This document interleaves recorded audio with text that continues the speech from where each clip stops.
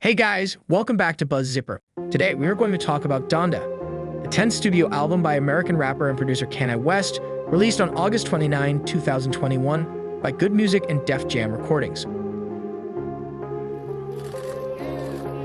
Kanye West's latest album appears to include multiple references to his relationship with Kim Kardashian, but none were a surprise to the famous star, according to People magazine's source.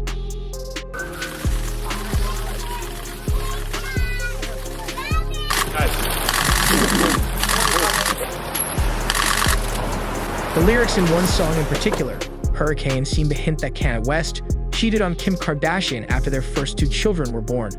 The lyrics of the song say, quote, "Here I go acting too rich, here I go with a new chick. And I know what the truth is, still playing after two kids.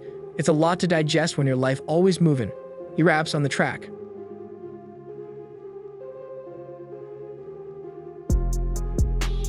So, did Kanye West really wrote Hurricane thinking about his marriage with Kim Kardashian?